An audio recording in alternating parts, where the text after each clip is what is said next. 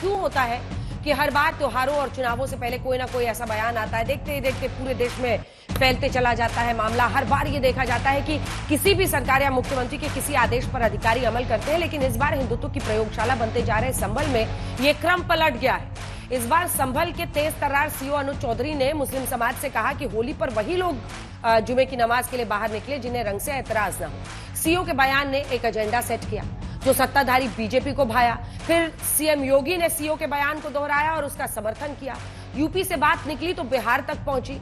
यहां भी बीजेपी विधायक ने होली के दिन जुमे की नमाज को लेकर अपनी गाइडलाइन बताई, लेकिन बिहार में बीजेपी का यह बयान इस बार जेडीयू ने सिरे से खारिज कर दिया, जो कि गठबंधन के साथी है। सिर्फ यही बयान नहीं, अब तक कई ऐसे बयान और मुद्दे हैं जिसमें जेडीयू ने खुद को बीजेपी से बिल्कुल अलग कर दिया। सवाल है कि क्या बीजेपी और जेडीयू में सब ठीक ठाक है? आज हम इसी अहम मुद्दे पर चर्चा करेंगे, लेकिन पहले ये पता नहीं किसने और कब ये तय किया कि रंगों का भी अपना मजहब होता है। भगवा और लाल रंग हिंदुओं का प्रतीक बना दिया गया और हरे रंग को मुस्लिमों का रंग करार दे दिया गया।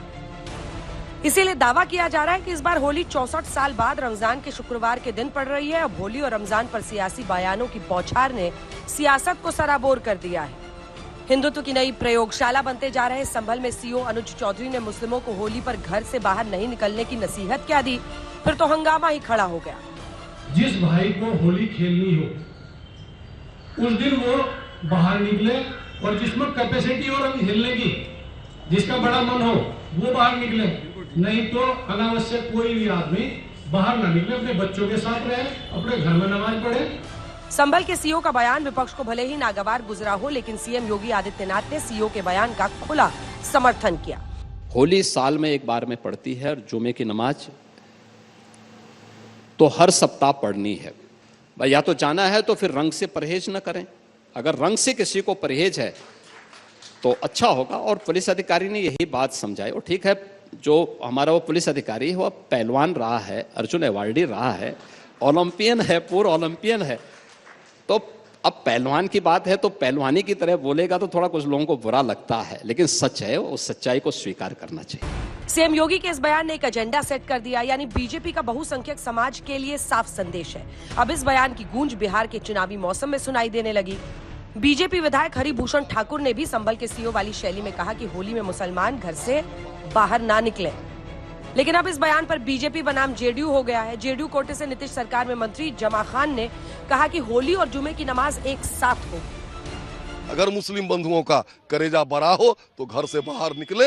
अगर रंग अबीर लग भी जाए तो बुरा नहीं माने, नहीं तो उस दिन परहेज करे, घर पर ही वो अपना उत्सव मना ले। लोकतंत्र में कोई किसी को रोक नहीं सकता है। जुमा का नमाज भी अदा होगी, होली भी होगा, दोनों लोग भाईचारा बना के चलेंगे। मौके की नजाकत को देखते हुए आरजेडी ने आरोप लगाने में देरी नहीं की। बीजेपी हिंदू मुस्लिम में नफरत पैदा कर रही है, ये कहने लगे। बीजेपी आरएसएस के जो लोग हैं वो भारतीय सौहार्द को बिगाड़ने का काम करते हैं। हर धर्म के लोगों को बांटना चाहते हैं, देश में नफरत फैलाना चाहते हैं। बात यही नहीं रुकी। बिहार की पूर्व मुख्यमंत्री राबड़ी देवी ने अपने वोट बैंक का ध्यान रखते हुए कहा कि प्रधानमंत्री में हिम्मत है तो पूरे देश से मुसलमानों को निकाल कर दिखाएं। माननीय प्रधानमंत्री का हिम्मत है तो बिहार से देश भर से मुसलमानों को भगाने का काम करेंगे, राज कहीं बनाने का काम करेंगे। उधर बिहार में जैसे जैसे चुनाव का समय करीब आ रहा है, वहाँ धर्म की पिच पर बैटिंग भी तेज हो गई है। ये संयोग है या प्रयोग? एक ही समय में संघ प्रमुख Mohan Bhagwat, Art of Living के संस्थापक श्री श्री रविशंकर और बागेश्वर धाम के पीठाधीश्वर पंडित धीरेन्द्र शास्त्री बिहार में अपने अपने तरीके से सनातन की पताका लहराते दिखे। हिंदुत्व की पिच पर शानदार स्ट्राइक रेट रखने वाले धीरेन्द्र शास्त्री ने एक बार फिर बिहार से हिंदू राष्ट्र की हुंकार भरी, जिसके अपने सियासी मायने भी हैं।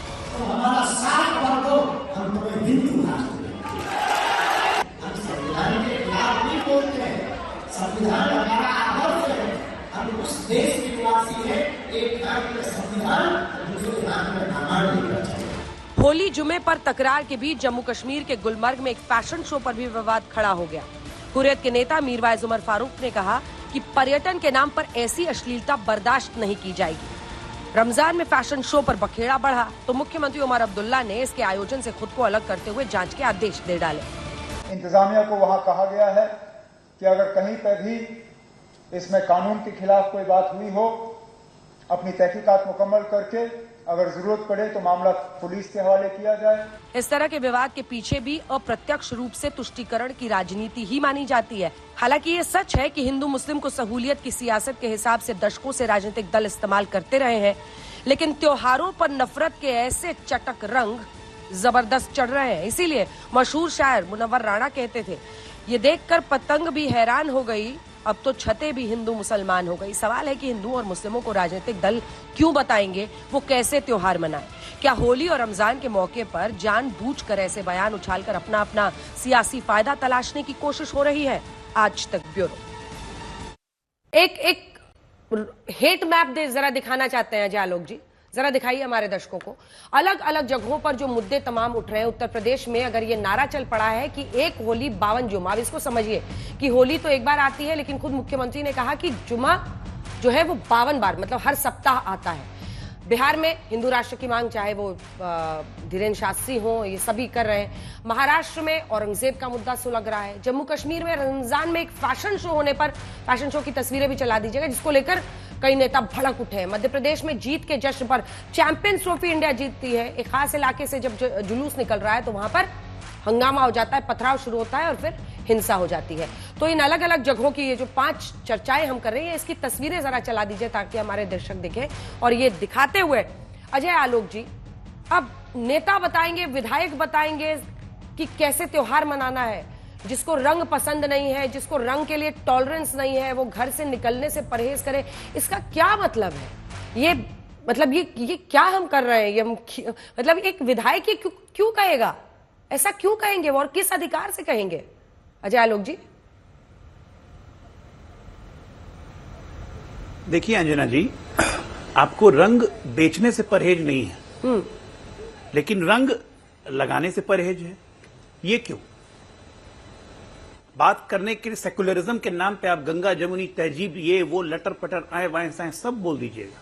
तो जब गंगा जमुना तहजीब है तो गंगा जमुना तहजीब की तरह रहिए, और नहीं अगर तब भी परहेज है कि आपका धर्म का अपमान हो जाएगा, कोई रंग लगा दिया, कोई कुछ कर दिया, तो उस केस में घर में रहने में क्या बुराई है?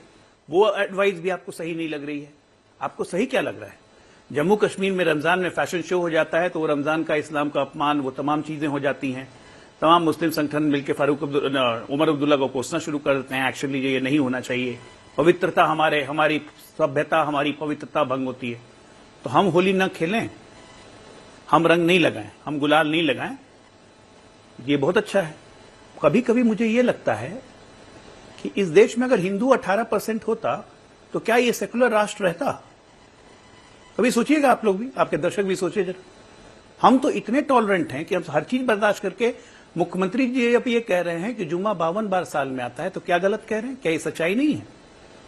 होली साल में एक ही बार आती है, दिवाली एक ही बार आती है, तो कभी दिवाली पे प्रदूषण का मामला उठा के सेकुलर और सो कॉल्ड एनवायरमेंटलिस्ट अपनी बात करने लगे, कभी रंग बेरंग किसी का भंग हो जाएगा कि कभी जुम्मे की नमाज आ जाएगी। और जेडीयू ने कुछ गलत नहीं कहा है। जमा खान जो मंत्री हैं वो मेरे ही इलाके से आते हैं, मेरे ही जिला से आते हैं, उन्होंने ठीक कहा कि भाई गंगा जमुना की तहजीब है, रंग भी होगा, होली भी होगा, जुम्मे की नमाज भी होगी। दिक्कत कहां है? दिक्कत तो उन तथाकथित लोगों को है जो सो कॉल्ड सेकुलरिज्म का नकाब ओढ़ के इस देश में बैठे हुए हैं और इस देश में अपनी राजनीति चमका रहे हैं। ये सेकुलरिज्म का नकाब उतारना जरूरी है अंजना जी। तो सेक्युलरिज्म का दूसरा चेहरा ये होगा, ठीक है आलोक जी, तो सेक्युलरिज्म हो गया, सेक्युलरिज्म सूडो सेक्युलरिज्म का नहीं, और हिंदू की बात आप जब कीजिए तो वो कम्युनलिज्म हो गया। सुनिए, तो उसका दूसरा तरीका ये होगा कि हम बोलेंगे जिसको रंग से परहेज है वो घर पे रहे। मतलब ये तो फिर आप वही कर रहे हैं ना, जो अगर सामने वाला अगर ये धमकी दे कि आपको अगर हमारी यात्रा नहीं तो और क्या बोलेंगे कि अगर रंग से परहेज है तो घर में रहिए। जो लोग ये बोलते थे वही काम अगर दूसरी तरफ से होने लगे तो कहां पहुंचेगा? हमें ये बिल्कुल नहीं, हमें नहीं है ना ना ना ना ना। इसको दोनों को एक पैरेलल मत ड्रॉ कीजिए। हिंदुओं को कभी भी मुहर्रम की यात्रा से परहेज नहीं रहा। एक मुहर्रम की यात्रा बता दीजिए इस पूरे देश में जब मुहर्रम की यात्रा पे पथराव किया हो हिंदुओं ने, एक पूरे देश का बता रहा हूं, पिछले 70 साल का इतिहास निकाल के एक भी यात्रा बताइए जिसमें हिंदुओं ने पथराव किया हो, कभी नहीं। लेकिन 1000 यात्रा आप खुद याद कर लेंगी, रामनवमी की यात्रा हो, चाहे शोभा यात्रा हो, चाहे जुलूस हो, जिसमें मुसलमानों द्वारा पथराव किया गया। ये जानते हुए भी कि हम 82% है, वो 18% है। मैं तो वही कहता हूं, और हम सेकुलर देश हैं। क्यों है ये देश सेकुलर? इसीलिए बना हुआ है क्योंकि हिंदू यहां बहुतायत में है। नहीं तो हिंदू अगर यहां 18% रहता है ना तो रालिब चालिब गालिब हो चुका होता अभी तक। और नवल इस्लामिक किशोर देश जी तो को खैर दिखाएं। सबसे पहले बन जाते हैं। क्यों आप लोग विरोध कर रहे हैं इसलिए इसका? सेकुलरिज्म का नकाब नहीं पहनना चाहिए। एक तो वो कह रहे हैं कि सेक्युलरिज्म का नकाब पहन के आप लोग ये सब करते हैं, दरअसल तुष्टीकरण की राजनीति अंदर ही अंदर करते हैं। लेकिन सवाल ये है कि कानून व्यवस्था को भी संभालना होगा, क्योंकि ये सच है कि 2022 में भी एक ही दिन था, जुमे के ही दिन होली पड़ी थी, लेकिन इस बार रमजान के महीने में, जो कि 64 साल बाद आ रहा है। अगर एहतियातन इसकी वजह से संभल में जो सीओ हैं वो बोले कि जिसको रंग से परहेज है वो बाहर ना निकले, तो इसमें क्या गलत है? देखिए, आपने अभी सुना ये सेकुलरिज्म वाले, सेकुलरिज्म संविधान और देश का पहचान है, लेकिन भाजपा ये मानने को तैयार नहीं है। जो लोग उसका पालन करते हैं उनको लोग तुष्टीकरण का नाम देते हैं। तो ये तो जो लोग दंगा राज वाले हैं, दंगा के आधार पर अपना सत्ता कायम करना चाहते हैं, लोगों को डराकर धमकाकर नफरत का बोल बोलकर जो लोग अपना शासन और सत्ता में रहना चाहते हैं, उनका चरित्र ही यही है। इनको कैसे पता कि उस दिन जो है वो हिंदू मुसलमान एक साथ होली नहीं खेलते हैं? इस देश में सालों से दशकों से ये लोग खेल रहे हैं, इनको कैसे पता कि ये नहीं होगा? ये जानबूझकर समाज में फूट डालना, अमन चैन को सशंकित करना, ये इनके राज करने का तरीका है। इसमें कोई छुपी हुई बात नहीं है। जहां पे जो चीज नहीं भी होगा ना, वो लोग उस तरह का चीज निर्माण करने के लिए पूरा जी जान अपना देते हैं, और सब एक ही भाषा बोलते हैं। वो चाहे संघ प्रमुख हो और चाहे बाबा के नाम पे कोई हो, वो ये जानते हैं कि ये सेकुलर देश है और संविधान हर धर्म को यहाँ इजाजत देता है, फिर भी वो लोग कहते हैं कि हम हिंदू राष्ट्र बनाना चाहते हैं। ये बताइए, जानबूझकर भेद पैदा करना नहीं है तो क्या है? ये तो पूरा देश को मालूम है कि जहां से इनकी शुरुआत होती है वहां पे ही ये लोग दंगा फैलाते हैं। तो इसमें कोई बड़ी बात नहीं है। और उनके पास ये लोग उनके पोस्टर बॉय है, चाहे गिरिराज सिंह हो, चाहे बचौल हो, चाहे ऐसे तमाम तरह के लोग भाजपा में हैं। विधायक इसीलिए बनाए जाते हैं। उनका असली काम विधायिका में अगर कोई बता दे कि इसके अलावा क्या करते हैं, उनको कोई नहीं बता पाएगा। वो केवल दिन रात इसी में लगे रहते हैं कि समाज में और धर्म के नाम पे कैसे बंटवारा पैदा किया जाए, तो जनता चुनती है ना। ये 80-20 और 80। नवल जी, विधायक तो जनता नहीं, चुनती है, विधायक इसीलिए उनको दंगा फैलाने के लिए नहीं चुनती है। हाँ। नहीं, तो उस समय क्यों नहीं बोलते हैं? नहीं, विधायक जनता चुनती है, लेकिन विधायक को जो लोग बनाते हैं, जो लोग उनको टिकट देते हैं, वो जानते हैं कि वही काम करेंगे। आप बताइए ना कि जो लोग ये बात बोलते हैं, एक दिन थोड़े बोलते हैं, सालों भर बोलते रहते हैं। गिरिराज सिंह हिंदू स्वाभिमान यात्रा निकाल रहे हैं, कोई कुछ बोल रहा है, कोई कुछ बोल रहा है। जो काम है एक विधायिका के रूप में, उसमें उनकी कोई उनकी कंट्रीब्यूशन या योगदान नहीं है। लेकिन समाज को नफरत फैलाने में, समाज में नफरत फैलाने में आप देख लीजिए तो एक से एक नमूना मिलेंगे यहाँ पर भारतीय जनता पार्टी में। इसलिए ये बात कही जा रही है कि जिस तरह से आप भेद पैदा करके इस देश को अशांति फैलाना चाहते हैं, वो भी धर्म के नाम पे, त्योहार के नाम पे, जो कि ये मालूम है सबको कि इस देश में हर तरह के पर्व एक साथ मनाए गए हैं, चाहे हिंदू मुसलमान हो, कोई भी धर्म हो। अच्छा आलोक जी, एक जवाब आप इसका दे दीजिए, फिर मैं बाकी मेहमानों के पास जाऊंगी। वो कह रहे हैं कि आप लोग जानबूझकर ऐसे मुद्दों को सुलगा रहे हैं, ऐसा है ही नहीं। ऐसी कोई चिंता, कोई डर होना ही नहीं चाहिए। आप पहले डर फैलाते हैं और फिर कहते हैं उस पर लोगों को कि आप संभलिए, आप ये कीजिए, आप ये वो कीजिए। क्या डर है आपको, क्या हो जाएगा इस बार? 2023-2021 संभल में हिंदू प्रोसेशन के दौरान और होली के पहले के भी दौरान झड़पें हो गई थी, दंगों जैसी नौबत आ गई थी। 2010 से लेकर 2014 4 साल लगातार संभल में होली नहीं मनाने दिया गया, हिंदुओं को भगा दिया गया। क्यों नहीं जाके उस वक्त हिंदुओं के लिए आवाज उठाई आपने? नवल जी, आपकी पार्टी ने या समाजवादी पार्टी ने? सारे बैन हिंदुओं पे लगेंगे इस देश में। ये बुलडोजर वाला क्या कर रहा है? देश में माइनॉरिटी बन जाए, शिकार बने, जैसे आप 75 साल में कर रहे हैं। 10 से 14 में बुलडोजर वाला नहीं था। कौन सा शासक है? 10 से 14 में बुलडोजर वाला नहीं था आपके संधि साहब। 1990 से लेकर 2005 में बीच में हम लोग बेकार। Please wait for your turn, please. नहीं नवल जी हाथ उठाइए, मैं बोलने दूंगी। पूरा कीजिए चालू। नवल जी, क्या डर है, क्या होगा? ये कह रहा हूं, मैं बस ये कह रहा हूं, ये बिजली सब पे गिरती है, ठीक है ना? सिर्फ मेरे पे नहीं गिरेगी, आप पे नहीं गिरेगी, सब पे गिरेगी। इसलिए गलत बोलना बंद कीजिए। यह हम जानते हैं कि मुस्लिम तुष्टीकरण का नंगा खेल इस देश में खेला गया है, ये कोई नई बात नहीं है, और इसीलिए मन बढ़ा है। और इसमें अगर कानून व्यवस्था को संभालने के लिए सीओ बोले, मुख्यमंत्री बोले, कोई भी बोले, गलत नहीं है। मैं कह रहा हूं आपको रंग बेचने में परहेज नहीं है, क्योंकि उससे आपकी दुकानदारी चल रही है। लेकिन अगर होली के दिन गलती से रंग लग गया तो उसमें आप हाय तौबा मचा देंगे, तो उससे अच्छा आप घर में बैठिए, उसमें क्या दिक्कत है? ये शांतिपूर्ण बात नहीं हुई और इसको मुद्दा बना दिया। और राबड़ी देवी ये कह रही है कि नरेंद्र मोदी का हिम्मत है तो पूरे मुसलमान को देश से बाहर निकाल के दिखाओ। जो देश, एक मिनट, इस राज्य में एक पूर्व मुख्यमंत्री रह चुकी नेता सदन है विपक्ष में, ये भाषा शोभा देता है कि नरेंद्र मोदी की हिम्मत है तो देश से मुसलमानों को बाहर निकाल के दिखाओ? अरे मतलब कहां की बातें कहां से, मतलब ये विक्षिप्तों वाली बात हो गई ना। इसका जवाब दीजिए आप, क्या इस तरह की भाषा शोभा देती है कि सबको पीएम को सीधा चैलेंज करना? देखिए, सवाल है कि महू में चैंपियंस ट्रॉफी के बाद जीत का जश्न के कुछ लोग निकले, उन पर पत्थरबाजी हो जाए नवल जी, तब तो आपको नहीं लगता कि ये बड़ा इशू है? अगर प्रिएम्प्ट करके प्रशासन सतर्क हो रहा है तो इसमें क्या गलत है? आप कल्पना कीजिए ना कि चैंपियंस ट्रॉफी पर जश्न के मनाते हुए कुछ लोग गुजर रहे हैं, उन पर पत्थरबाजी हो जाए भारत के जीतने पर अपने ही देश में। ने पत्थर स्टोर करके रखा हुआ था। अंजना जी, ये तो उस प्रदेश के मुख्यमंत्री को शर्म आनी चाहिए जो बुलडोजर जैसा राज चलाया, जिसको सुप्रीम कोर्ट ने खारिज किया। वैसा व्यक्ति एक शासन अमन चैन नहीं कर सकता। इसका मतलब है कि कम्युनलाइज करके ही सत्ता हासिल किया है, और सत्ता में बैठने का एकमात्र रास्ता कम्युनलाइज है। जो पुलिस प्रशासन दिन रात समाज में रहती है, उसको ये नहीं मालूम है, ये कहना पड़ रहा है।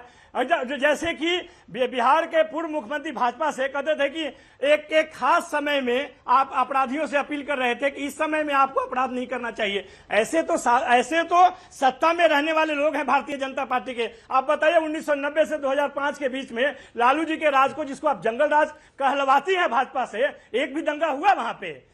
जो राज चलाता है, इसका क्या मतलब है नवल किशोर? कि जन प्यारा है, ये दिखाना पड़ेगा। नवल किशोर, जरा इनकी आवाज कहलवाती है, नरसंहारों की लिस्ट लग गई, तो इसका मतलब कहवाते हैं?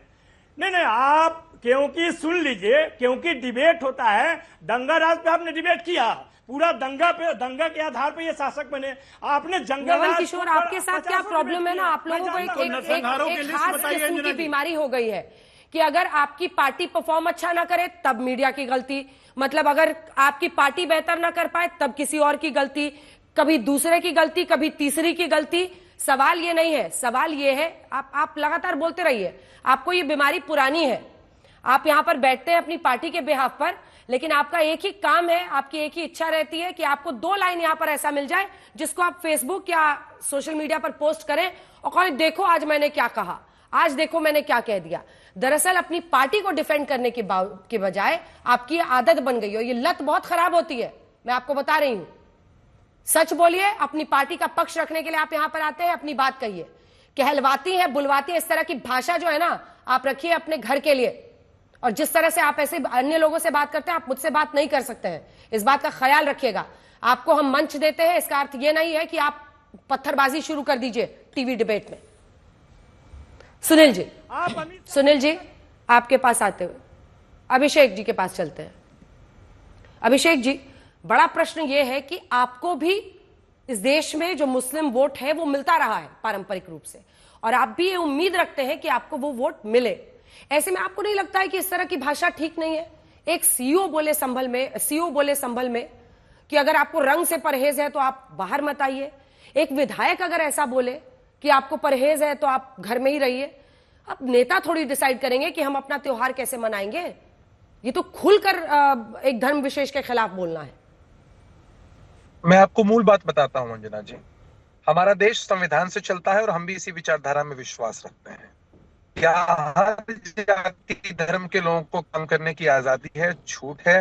नीतीश कुमार जी ने, एनडीए की सरकार ने ऐसा ही बिहार बनाया है, और ऐसे बिहार में तरह की बातों को किसी पर टॉलरेट नहीं किया जा सकता। इससे पहले भी आपने देखा है कि कई ऐसे मौके आए हैं जिसमें मुस्लिम कम्युनिटी और हिंदू कम्युनिटी के जो पर्व त्योहार है वो एक साथ टैली हुए हैं, मैच किए हैं, लेकिन उसके बावजूद प्रशासन की जवाबदेही बनती है कि कहीं भी तनाव का वातावरण नहीं आए।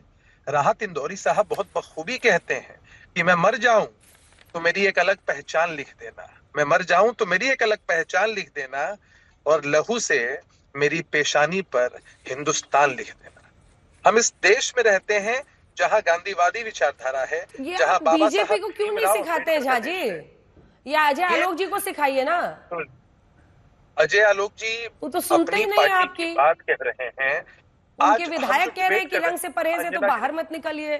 दिखाइए, अजय आलोक जी को भी समझा रहे हैं। अजय जी आप ही को सुना रहे हैं सर। इन विधायक ने एक बार ऐसा भी कह दिया था कि एक कम्युनिटी के वोटिंग राइट्स छीन लिए जाए।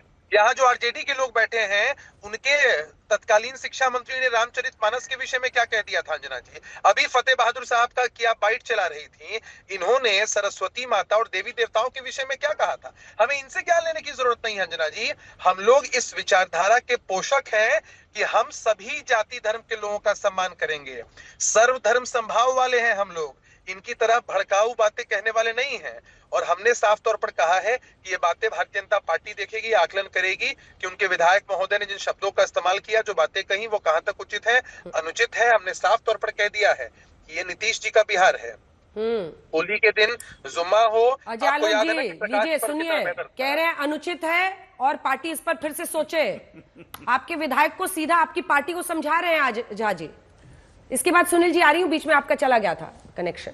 नहीं, मुझे देखिए कोई जरूरत नहीं है अभिषेक झा को मुझे समझाने की या जदयू को भारतीय जनता पार्टी को समझाने की, क्योंकि दोनों समझे हुए एक दूसरे से।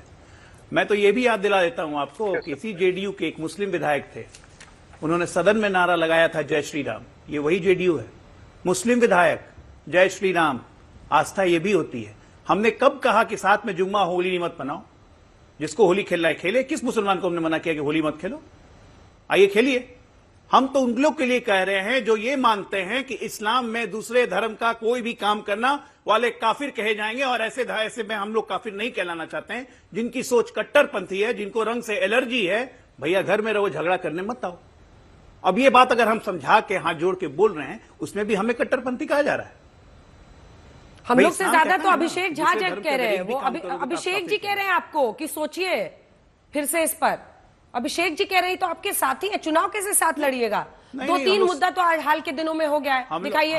तीन मुद्दे ऐसे हैं जो स्क्रीन पर अब मैं दिखाना चाहूंगी, जिस पर देखिए आप लोगों का कॉन्फ्लिक्ट है। हिंदू राष्ट्र का मुद्दा आप लड़वा लीजिए आज। हम काय को लड़वाएंगे, आप आपस में देखिए ना, ये 3 पॉइंट्स ऑफ कंटेंशन है। औरंगजेब के मुद्दे पर बीजेपी हाँ है तो जेडीयू एकदम क्रॉस है। एक होली 52 जुम्मा आपके नेता कहते हैं और जेडीयू क्रॉस है। हिंदू राष्ट्र बुलवा लीजिए झा जी से, आप बुलवाइए, मैंने आप दोनों को सामने कर दिया। आप बोल दीजिए कि हिंदू ललन सिंह का एक बयान याद दिला। ललन बिल्कुल हाँ। मैंने ललन सिंह का एक बयान आपको कोट करता हूँ। हाँ। ललन सिंह का एक एनडीए का बयान, बेगूसराय उनकी पार्लियामेंट्री कॉन्स्टिट्यूंसी में, हाँ। उन्हीं का बयान कोट करता हूँ। हमें एक मुसलमान वोट नहीं देता है, हम जानते हैं। सब गलतफहमी में मत रहिए कि हम लोग नहीं जानते कि मुसलमान हमको वोट देता है। हम लोग को एक मुसलमान वोट नहीं देता है, लेकिन बिहार में सबको साथ लेके चल रहा है। यही नीतीश कुमार का प्रण है। यही हम लोग भी कहते हैं कि ठीक है मुसलमान वोट नहीं देता है, लेकिन तब भी बिहार में सबको साथ लेके चलना है। यही तो है, एनडीए का मूल मंत्र यही है। तो फिर कहां से लड़ाई होगा? और जहां तक रही बात हिंदू राष्ट्र की, बाबा बागेश्वर आज से हिंदू राष्ट्र की बात नहीं कह रहे हैं, वो काफी दिनों से कह रहे हैं। उनका एक मुहिम है। तो संयोग है या प्रयोग है कि वो अभी चुनावों के एंड पहले जाकर बिहार में बोल रहे हैं? ये दिलचस्प है। सुनील जी देखिए, बड़ा सवाल ये है कि ऐसी तमाम जगह जहां पर खास तौर पर सेंसिटिविटी इस वक्त बहुत ज्यादा है, वहां पर मतलब होली में अक्सर हमने देखा है लोग बलून रंग भर के, और बलून भी पीछे से फेंक देते हैं, रंग भी मारते हैं, लोग जी खोल के अपने अलग अलग तरीके से खेलते हैं। ऐसे में अगर प्रिकॉशनरी एहतियातन तरीके पर यह कहा जा रहा है कि जिसको लगता है कि रंग से परहेज है वो घर में रहे, तो इसमें क्या गलत है? अगर हम इसको डायरेक्टली पुलिसिंग पीओवी से देखें, पॉइंट ऑफ व्यू से देखें। देखिए अंजना जी, ये सुझाव नहीं दिया जा रहा है, ये बात नहीं बताई जा रही है, इस पे सियासत हो रही है। और जब भी आप भारतीय जनता पार्टी के एजेंडे को, उनकी सोच को, उनकी नीयति को समझेंगे, तो जो देश की धरोहर है, बीजेपी देश की धरोहर के खिलाफ है। देश की धरोहर यही है जो संविधान कहता है कि सबकी इज्जत है, सब आपस में हैं, हिंदू मुस्लिम सिख ईसाई सब एक दूसरे के त्योहार में जाते हैं, एक दूसरे की मदद करते हैं, एक दूसरे के साथ त्योहार मनाते हैं। उस संविधान के, दरअसल बात क्या है, मैं बीजेपी के प्रवक्ता को अभी सुन रहा था, ये उस शाखा या उस विचारधारा से आते हैं जो आजादी के बाद जो इनके पुरखे थे, वैचारिक पुरखे, वो नहीं चाहते थे इस देश में संविधान लागू हो। ये मनुस्मृति के पक्ष वाले लोग हैं। जब संविधान लागू हो गया, तो संविधान जब लागू हुआ तब तो इनके सीने पर सांप लौटा, लेकिन जब समाजवाद की बात होती है तो इनके पेट में दर्द होता है। समाजवाद से आपको क्या तकलीफ है? समाजवाद क्या चाहता है? समाजवाद की लड़ाई क्या है? कि हम लोग चाहते हैं कि समाज में शैक्षिक बराबरी हो, सामाजिक बराबरी हो, आर्थिक बराबरी हो, राजनीतिक बराबरी हो और धार्मिक बराबरी हो। तो अगर जो पिछड़ा है समाज, जो दलित है, जो आदिवासी हैं, जो शैक्षिक रूप से, आर्थिक रूप से या सामाजिक रूप से पिछड़ गए हैं, अगर हम उनकी बराबरी की बात कर रहे हैं तो आपके पेट में दर्द क्यों होता है? और फिर संविधान ये कहता, अंजना जी अभी आपने कहा कि विधायक बयान दे रहे हैं, अधिकारी बयान दे रहे हैं, तो एक ये गलत परंपरा चल रही है भाई। उत्तर प्रदेश में उत्तर प्रदेश कर्मचारी आचरण नियम जो है उसमें अगर सीओ, एसओ, दरोगा, कभी लेखपाल, तहसीलदार, अगर ये लोग तय करने लगे कि कौन होली खेलेगा, किसको रंग लगेगा, किसको रंग नहीं लगेगा, जुम्मे की नमाज कहां पढ़ी जाएगी, कहां नहीं पढ़ी जाएगी, तो कहीं ना कहीं ये अपने अधिकारों से हटकर के काम कर रहे हैं। कल सरकार बदल जाएगी, इन अधिकारियों को अगर इसी तरीके से आप बेलगाम कर देंगे, अपने अधिकारों से बाहर कर देंगे, फिर जब आप विपक्ष में बैठे होंगे इन्हीं अधिकारियों के खिलाफ आप नहीं बोलेंगे। तो हम तो कह रहे हैं आप सरकार में, हम सरकार में आए, जिसका जो काम है वो काम करें। ठीक है। बीजेपी महंगाई पर बात ना हो, कालाबाजारी पर बात ना हो, कानून व्यवस्था पर बात ना हो, इसलिए होली पर, इस पर, अरे ये सरकार की जिम्मेदारी, जो भी सरकार हो, बिल्कुल असल मुद्दों से भटकाने के लिए, ताकि कोई महंगाई पर, नौकरी पर ना पूछे, बात ही नहीं करना चाहते, इसलिए आप लोग इन मुद्दों को उठाते हैं। वरना क्या जरूरत है? मतलब बिहार में एक विधायक को, संभल में मान लीजिए मामला सेंसिटिव भी है, सीओ बोल रहा है, उस पर चर्चा अलग है, पर एक विधायक का अलग से इंटरव्यू देकर यह बयान देना, तो अजय आलोक जिसमें तो मंशा साफ दिखती है, चाहते क्या है? नहीं, बयान तभी आता है जब सवाल पूछे जाते हैं। उनसे सवाल पूछा गया, उन्होंने जवाब दिया। योगी जी से सवाल पूछा गया इंडिया टुडे कॉन्क्लेव में, योगी जी ने जवाब दिया। बयान तभी बनते हैं। दूसरी बात, मुझे तो आश्चर्य लगता है सुनील जी, ये मनुस्मृति मुझे तो याद नहीं है, लेकिन इस्लामिक स्मृति इस देश पर कैसे थोपी गई मुझे बड़े अच्छे से याद है। और इस्लामिक स्मृति तब भी याद आ जाती है मुझे जब कार सेवकों पे गोली चलवाई जाती है और 2000 से ज्यादा कार सेवकों को गोलियों से भून दिया जाता है, तब मुझे इस्लामिक स्मृति की जरूर याद आती है। मुझे तब भी इस्लामिक स्मृति की याद आ जाती है जब आतंकवादियों को बिना कोर्ट के आदेश के रिहा कर दिया जाता है सरकारों द्वारा, और बाद में हाईकोर्ट की फटकार लगती है। खुलेआम जंगल राज चलाने वाले बिहार और यूपी के ये सपा और राजद, ये हमें बताएंगे लॉ एंड ऑर्डर और कानून व्यवस्था क्या होती है। इनको कानून के क से कोई मतलब नहीं था। बाबा साहब भीमराव अंबेडकर की मूर्ति का अपमान करने वाले, आजम खान को अपने सर पर बैठा के रखने वाले, ये दलितों का सम्मान हमें सिखाएंगे। बिहार में लगातार ये कह रहे थे बिहार में दंगा कब हुआ? बिहार में जनसंहार की लाइन लगी हुई थी लालू राज में, लाइन, चाहे लक्ष्मणपुर बातें हो, चाहे बिगा हो, चाहे कोई हो, नरसंहार की लाइन लगाने वाले हमें बताएंगे सामाजिक सौहार्द क्या होता है। आश्चर्य है। ठीक है, मतलब प्रभु एक छोटा इसका जवाब दीजिए पहले सुनील जी, आप राजद और सपा लॉ एंड ऑर्डर की बातें आगे करते हैं। देखिए एक छोटा सा जवाब। देखिए अंजना जी मैं केवल एक लाइन में कहूंगा, जैसे ही मैंने कहा कि सीने पे सांप लौटता था पेट दर्द करता है, तो वैसे ही संविधान और समाजवाद से कितनी तकलीफ हो गई इन सामंती सोच के लोगों की। इनकी असली तकलीफ जानते हैं क्या? ये नहीं चाहते हैं पिछड़ा, दलित, अल्पसंख्यक या महिलाएं या आदिवासी भी तरक्की करें। इनकी सोच सामंती सोच है। इसीलिए उत्तर प्रदेश और बिहार में जो सामाजिक न्याय के योद्धा हैं उनको ये जंगल राज कह रहे हैं। वो जंगल राज नहीं, किसी पिछड़े दलित से पूछिए, गरीब से पूछिए, किसान से पूछिए कि जो नेताजी या लालू जी का कार्यकाल रहा है, जो उनका आंदोलन रहा है, जो उनकी सोच रही है, उसमें कितना बदलाव हुआ है। उस बदलाव से आपके सीने में, पेट में दर्द हो रहा है, यह हम महसूस कर सकते हैं। इसीलिए उसी ताकत और मजबूती के साथ हम लोग लड़ाई लड़ रहे हैं। अभी और सांप लौटेगा और पेट में ऐठन आएगी, उसके लिए आप तैयार रहिए। लेकिन सामाजिक परिवर्तन का जवाब, सिर्फ 10 सेकंड का जवाब, मुझे आगे जाना है। यह नहीं चलने वाला है। राम मनोहर लोहिया, स्वर्गीय राम मनोहर लोहिया जी और जयप्रकाश नारायण आज जीवित होते ना, तो खून के आंसू रो रहे होते कि समाजवाद को परिवारवाद कैसे बना दिया। कब समाजवाद परिवारवाद में बदल गया, जिसके दो साक्षात नमूने मेरे सामने बैठे हुए हैं। 5 MP यादव, एक ही परिवार के 6 व्यक्ति राजनीति में, एक ही परिवार, सत्ता हमेशा एक ही परिवार। यह है इनका समाजवाद। वाह साहब वाह, क्या समाजवाद है। आपने किसका अपोज किया था? द्रौपदी मुर्मू का राष्ट्रपति पद, आदिवासी महिला थी ना, क्यों विरोध किया था आप लोगों ने? पहली आदिवासी महिला राष्ट्रपति बनने जा रही थी, क्यों विरोध किया आपने? उससे पहले रामनाथ कोविंद अनुसूचित जाति के थे ना, क्यों विरोध किया आप लोगों ने? अंजना जी, कौन ST SC के खिलाफ है? अपनी हरकतों को भूल जाते हैं। तो मेमोरी रिफ्रेश करवाना पड़ता है ना मुझे बार बार। वो कह रहे समाजवाद लेकिन परिवार जेपी और बंद हो लोहिया की गया है। आत्मा तो आज खून के आंसू रो रही होगी। परिवार प्राइवेट लिमिटेड। जी जी जी, देखिए अंजना जी, जब एक बड़ा बदलाव हो रहा है तो इनके पास समाजवाद के खिलाफ केवल परिवारवाद की बात है। ये कह रहे हैं कि दलित राष्ट्रपति या आदिवासी राष्ट्रपति के खिलाफ थे। क्यों? उससे पहले जब इस देश में दलित राष्ट्रपति बने तो भारतीय जनता पार्टी पक्ष में थी क्या? कहां से पढ़ के आते हैं, कौन सी जानकारी रखते हैं? वैचारिक लड़ाई को आप जाति लड़ाई में बदल रहे हैं। हम ये कह रहे हैं, आप बताइए पिछड़े दलितों की जनगणना गिनती कराने में आप तैयार हैं कि नहीं? अगर आप बहुत हिमायती हैं, अगर आप पिछड़े दलित के बहुत हिमायती है तो आप कहिए ना, जाति जनगणना कराइए, जिसकी जितनी संख्या उसको उतनी हिस्सेदारी करवाई। बिहार में तो राहुल गांधी उसको फर्जी कह रहे हैं। बड़ी जातियों के लोगों को भर रहे हैं आप। सुन लीजिए बिहार में जनगणना करवाई तो राहुल गांधी फर्जी कह रहे हैं। जब से आपकी सरकार है, जब से राहुल गांधी को नहीं आपकी बोलेंगे। सरकार है, विश्वविद्यालय महाविद्यालयों में प्रोफेसर कुलपति कौन है? राहुल गांधी पे नहीं बोलना है। बड़ी जातियों के लोग भरे जा रहे हैं। अरे सूची निकलवा लीजिए ना। नहीं, राहुल गांधी पे नहीं बोलना है। कहां जो गया जाति बिहार में जाति जनगणना को फर्जी कह रहे हैं। ये जो आपकी सामंती सोच है ना, तो देश का इसी प्रधानमंत्री है। सामंती सोच के खिलाफ हम लोग लड़ रहे हैं और यही सामंती सोच के खिलाफ समाजवाद लड़ेगा। पिछड़ा तो देश का प्रधानमंत्री है जो आपकी छाती पे मूंग डाल रहा है।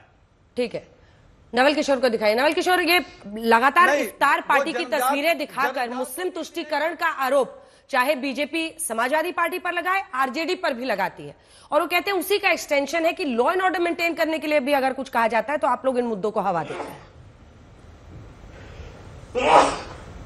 नहीं, बिल्कुल नहीं। देखिए, अगर किसी के धार्मिक त्योहार में जाकर और उसके साथ धर्म का त्योहार मनाना अगर ये तुष्टीकरण कहते हैं तो मुझे लगता है कि ये भारत के सेकुलर कैरेक्टर पे यह आक्रमण है, और ये भारतीय जनता पार्टी अच्छी तरह से ये करते रही है। भारतीय जनता पार्टी के जो शीर्ष नेता जिन्होंने भारतीय जनता पार्टी को खड़ा किया, वह एक रथ यात्रा निकाले थे। आपको मालूम होगा कि उस मार्ग पे कितने लोग मारे गए, उसको लालू जी ने गिरफ्तार किया और दंगा नहीं हुआ। तब हम कहते हैं कि वैसे लोगों को जो कि दंगा फैलाने के इच्छा से बाहर निकलते हैं, उनको भी रोकने का ताकत समाजवादी नेता रखते हैं। और जो लोग, ये लोग तो आरक्षण छोड़ हैं, भाईचारा छोड़ हैं, नौकरी छोड़ हैं। कर्पूरी ठाकुर को इन्होंने सदन में गाली दिया, ये झूठ है क्या? बीपी सिंह के सरकार को गिरा दिया, मंडल कमीशन लागू हुआ, ये झूठ है क्या?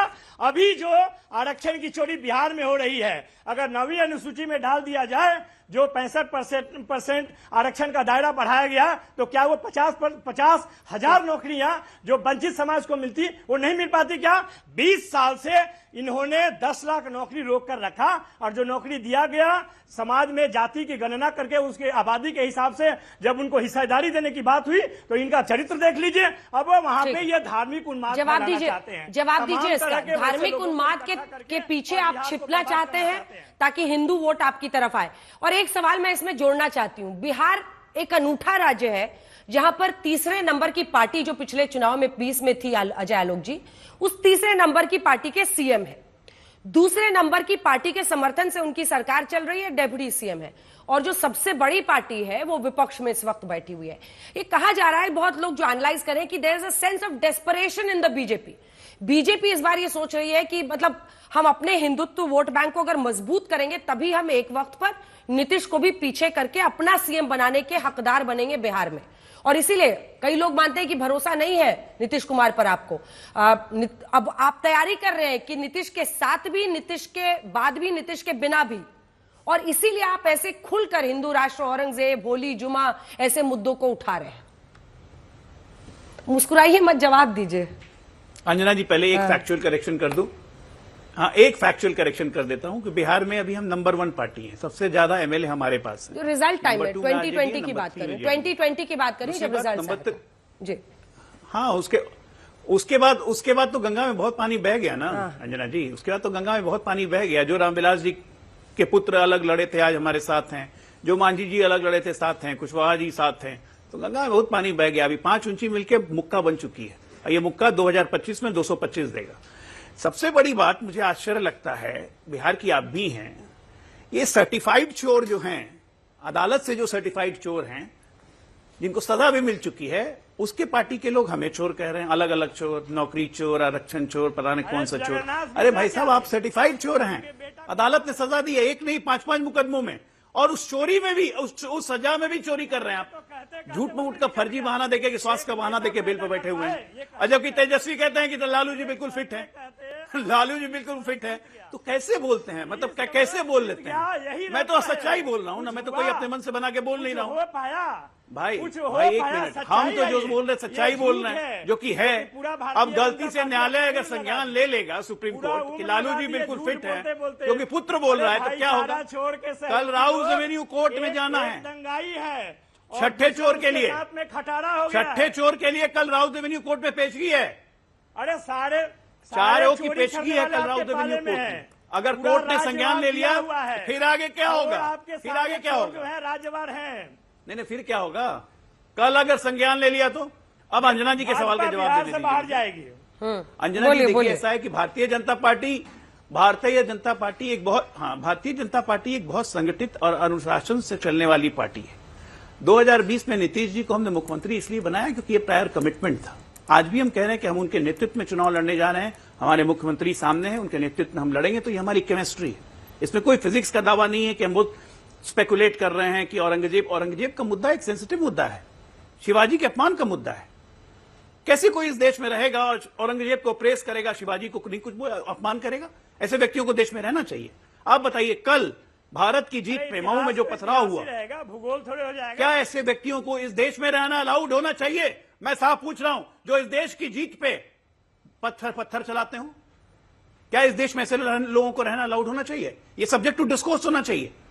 ये पॉलिटिकल बात नहीं है, ये राजनीतिक बात नहीं है। ये नवल जी को ही सोचना चाहिए, ये साजन जी को ही सोचना चाहिए कि ऐसे लोग देश में हैं कैसे, ऐसे लोग देश में हैं कैसे? पहले से पत्थर के स्टॉक वहां पे इकट्ठा करके रखे हुए थे, उसको वापस मत। अरे भैया क्यों बोल रहे हैं? मतलब मैं कोई सीरियस बात कह रहा हूं, आप सोचिए जरा कि हमारे देश में ऐसे लोग हैं किशोर, रुक जाइए, जो इस देश की जीत पे खुशी नहीं मनाते हैं और उनको समर्थन देने के लिए ये सेक्युलरिज्म का नकाब पहन के आ गए। हमारे ही मुख्यमंत्री को इस्तीफा दे देना चाहिए, हमारा ही दोष है। अरे ऐसे व्यक्तियों को चिन्हित करके अपने दल से निकालिए, ये देश के लिए खतरा है। देश रहेगा तब राजनीति कर लीजिएगा। यही अंतर है बेसिक मेटल का हमारे और आप में। हम सबसे पहले देश, नेशन फर्स्ट, वही सोचते हैं। सुनील जी वो कह रहे हैं वो नेशन फर्स्ट सोचते हैं, देश पहले सोचते हैं, इसीलिए वो देश संसद में नहीं, संसद में कल मध्य प्रदेश के नूह पे चर्चा की किसी ने मांग नहीं की विपक्ष में। क्यों? यह जरूरी नहीं था कि भारत की जीत पे सबने बधाई दी, टीम इंडिया को बधाई, राज्यसभा में बधाई, लोकसभा में बधाई, लेकिन नूह पे किसी ने चर्चा क्यों नहीं किया? क्या ये सांसदों की जिम्मेदारी नहीं बनती है कि ऐसे लोगों को चिन्हित किया जाए कि कौन है ऐसे लोग जो देश की जीत पे पत्थरबाजी कर रहे हैं? ऐसे लोग को मार के चुन के निकाल देना चाहिए इस देश से। ठीक है सुनील जी, जवाब दीजिए इसका। मुंह पर क्यों आप लोगों की पार्टियां चुप हो जाती हैं, ये उनका प्रश्न है, जिसमें दम भी है। क्योंकि आप सोचिए कि जीत का जश्न मनाने मतलब बूढ़ी बूढ़ी महिलाओं को घायल कर दिया, जिस तरह की पत्थरबाजी हुई है। नहीं, देखिए अंजना जी, अगर देश की टीम जीती है तो स्वाभाविक है कि पूरे देश में जश्न है और सभी को खुशी है। जो लोग भी इस तरीके की हरकत कर रहे हैं उनके खिलाफ कड़ी सजा होनी चाहिए, कड़ी कार्रवाई होनी चाहिए। लेकिन मैं इस बात से सहमत हूं आलोक जी की कि फर्स्ट नेशन, आप किसी भी दल में हो, हम समाजवादी हो, आप भारतीय जनता पार्टी में, कोई अलग हो, कोई पत्रकार हो, कोई व्यापारी हो, लेकिन नेशन फर्स्ट होना चाहिए। आप ये बात तो कह रहे हैं, लेकिन आप क्या इस बात को स्वीकार कर सकते हैं जिनके पुरखे अंग्रेजों के लिए काम करते थे, जिनके पुरखों ने अंग्रेजी हुकूमत के खिलाफ माफी मांगी है आजादी की लड़ाई में, उनका क्या होना चाहिए? वो क्या देशभक्त हो सकते हैं? आलोक जी बता दें, जिनके पुरखों ने अंग्रेजों से माफी मांगी है लिखित में, क्रांतिकारियों के खिलाफ मुखबिरी करते थे, क्या वो देशभक्त हो सकते हैं? इतिहास का ठीक से वर्णन कीजिए, इसीलिए नेशनल एजुकेशन पॉलिसी लानी पड़ी। इतिहास को ठीक से आपको पढ़ाया नहीं गया ना। जरा नेहरू जी के जितना दिन जेल में काटे हैं जरा देख के आइए, किस अय्याशी के साथ जेल में रहते थे। लॉर्ड माउंटबेटन के साथ नेहरू की फोटो देखिए, वाइन का ग्लास चमकाते हुए, और उनकी पत्नी एलेना के साथ, और बाकी कांग्रेसियों को भी देख लीजिए, पता चल जाएगा कि अंग्रेजों के चमचे माफी मांगे उनके खिलाफत मूवमेंट का पोस्ट किसने किया था? अरे छोड़िए, खिलाफत मूवमेंट का पोस्ट किसने किया था? सुभाष चंद्र बोस। वापस आइए, मुद्दे पर आइए, वापस आइए। कांग्रेस पार्टी का कोई है भी नहीं और आप भारत के पूर्व प्रधानमंत्री की चर्चा कर रहे हैं। वापस आते हैं आज के टॉपिक पर। अब इसका हल क्या है? जल्दी से अभिषेक झा जी, क्योंकि जेडीयू तो चाहिए ना। अब ये देखिए अजय आलोक जी भी, अब बुरा शायद उनको लगे, लेकिन आप भी जेडीयू से ही बीजेपी में गए हैं। अब ये क्या बीजेपी की आइडियोलॉजी एनडीए में हावी रहेगी? क्योंकि अभिषेक झा जब ये बोला जाएगा कि भाई अगर रंग से परहेज है तो घर में रहो, तो ये बहुसंख्यकवाद की झलक इसमें साफ दिखेगी। ये कितना अनकंफर्टेबल करता है नीतीश कुमार की पार्टी को। वो कह रहे हैं ललन सिंह ने तो कहा था कि हमको मुस्लिम वोट वैसे ही नहीं देते हैं। नहीं, बातों को उस एंगल में नहीं लेके जाना है। नीतीश कुमार जी ऐसे नेता हैं, हमारी पार्टी जिस विचारधारा पर चलती है वहां हम ये कहते हैं अंजना जी कि हम वोटरों की चिंता करते हैं, वोटों की चिंता नहीं करते हैं। जो दे उसका भी भला, जो ना दे उसका भी भला। सरकार इतनी योजनाएं बनाती है, चाहे केंद्र की सरकार हो या प्रदेश की सरकार, वो जाति और धर्म को देख करके नहीं बनाती है, सबको इसका फायदा मिलता है। किसानों की बात होती है तो हर किसान को मिलता है, छात्रवृत्ति में। अरे अंदर की बात बताइए झा जी, ऐसा माने ना कि अब नीतीश बाबू इधर उधर नहीं करेंगे, क्योंकि जिस तरह की आइडियोलॉजी पर लाइन पर बीजेपी चल रही है, ऐसा लग रहा है कि वो खुलकर अपने हिंदुत्व के एजेंडे को वहां पर सेट कर रही है। वक्त इतनी की इजाजत देता है। आप सभी का बहुत धन्यवाद हमारे साथ जुड़ने के लिए। देश में बाकी खबरों के लिए देखते रहिए। जैसे कि मैं सो रहा हूँ तो पिताजी को जगाना है मुझे, तो वो डायरेक्ट उठाने के बजाय, और हिंसा की परंपरा मेरे यहाँ नहीं थी सौभाग्य से, तो वो क्या करते थे कि उस कमरे में आ जाएंगे या बाहर से गुजरेंगे और चौपाई बोलेंगे, प्रात काल उठ के रघुनाथा मात पिता गुरु नावई माता। कभी कभी मैं गुस्से में उठ करके अरे पापा, चरण स्पर्श किया और सो गया। मैंने कहा अब मत उठाना।